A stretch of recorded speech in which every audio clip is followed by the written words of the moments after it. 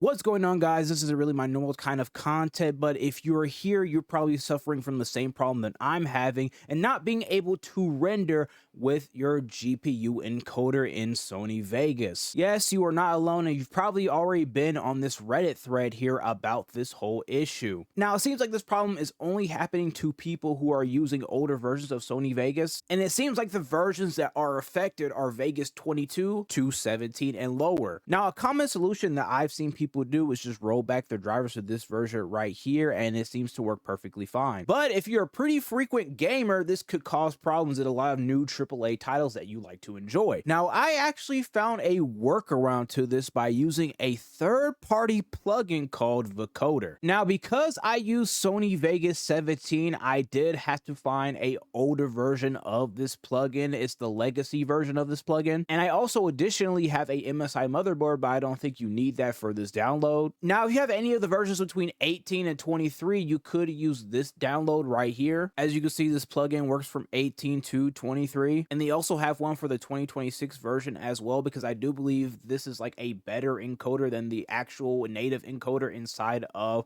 the Vegas Pro application. I will go ahead and leave links to both of these in the description, so that way you could go down and download it for yourself and see if it works for you. But the one that I have tested is the one that is for Vegas 17. So if you have Vegas 17, congratulations, you have found a successful workaround. I will also be showing in this video how to use it and how to set everything up to your liking, because when I first used this plugin, I was a little bit confused and thought I didn't download the right one. So after you pretty much downloaded all the files that you need, we're going to go ahead and go to the next part of the video. All right, so now we are currently in Vegas Pro 17. I'm just going to kind of drag and drop a project into here just to start a new project, and we're just going to wait until this loads. All right, so now that the project is done loading in, we're only going to render a small portion, so that way you guys can get the idea of how this works and how this should be working. So I'm going to go ahead and just highlight up to this 15 mark right here, and we're only going to render the first 15 minutes of this project. Now, before we render anything, you do have to go into your project properties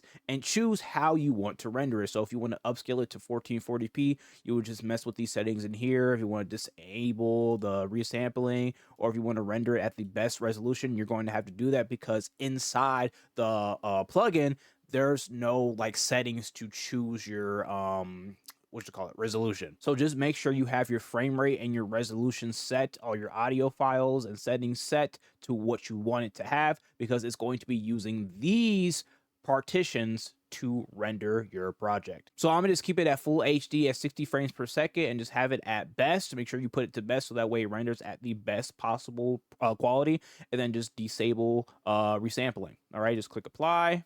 I'm pretty sure all of y'all already know how to do all of that. All right, so if you downloaded everything properly, you should just be able to go to the render as, right? And the vocoder should be right here. Now, as I've already done a couple of these, right, you can actually render at AV1 with this third-party plugin. Now, Sony Vegas 17 doesn't have a native AV1 export to render, so this is a good benefit for anyone who's using a older version of Sony Vegas that doesn't have the AV1 encoder. Now, this encoder isn't just a video encoder, it's also an audio, so you could do audio, video with no audio, or video and audio. So what you're going to do here is just going to want to click this right here and just click custom template. Now, as you can see, there's really nothing here. This is why I got a little bit confused when I was first initially doing it, but you just want to go show vocoder dialog. Right, just give it a little bit of time to load, and you have all your settings here.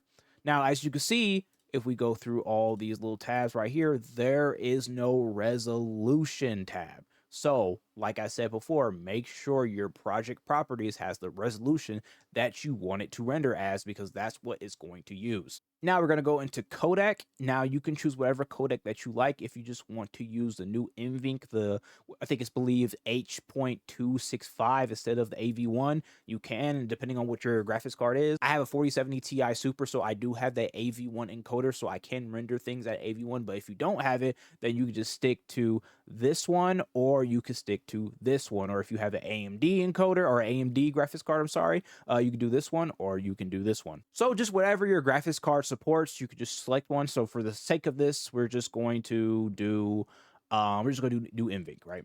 Just go do this one, right? And then we're just going to leave everything at default. Now we're going to go into options. Now here are the options that you want to like mess with. Now your preset is just how fast or how slow anything is going to render. You could keep it at medium just to give it the best of both worlds, speed and quality. But the lower you go, the slower that it takes to render your project, the better quality it is. Now you really don't really see that much of a difference between this and this, especially if you posted it to YouTube, because I think YouTube kind of compresses it even more to make it better in quality. But none of this really matters. If you just want to be on the safe side, you could put slow or slower. Putting it to slowest doesn't really have that much difference between slow and slower. But yeah, I just keep it at medium just for the sake of speed when it comes to rendering. So for the sake of the video, I'm gonna just keep it at medium. Now main, you don't really need to mess with any of this right here. You just keep it at main. Now for strategy, you do want to use QP, right? QP is the best one to have. Now depending on how big you want your file size to be, we can go lower to like 18 and it makes a slightly bigger file size, but the quality is a little bit better. Or we can go with a bigger number, like say 28. The file size will be significantly smaller and you can't really notice the quality difference in my opinion. So I'm gonna set it to 28. We're going to set it to medium. Now audio, you don't really need to mess with it too much because it already has everything set for you, right? You don't really need to mess with anything, but we're just going to leave the settings like this and you can mess with it and have you can kind of tweak it as we go along to what best suits you. But for this video, I'm just going to leave it at this right here. Now, after you're done with everything, you just press OK and then just rename it. I'm going to just name this test, right? We're just going to name it test. And after you do that, boom, it pops up right here. And I'm just going to name this test as well. So that way it doesn't conflict with any of the files that I already have on my drive. And we're just going to label it as test and we're going to render. And as you can see, it's a lot faster. And if you want to check to make sure that it's actually using your GPU encoder to do it, I'm just going to use iQ. You can use any other app for this. I'm going to iQ, which has my GPU load on it. And you can kind of see the GPU load. It's up by 31%. If it wasn't using the GPU to encode anything, it will be at 0, right? The load is not at the CPU load is not at 100, is at 71. That means the GPU is helping it accelerate the encoding.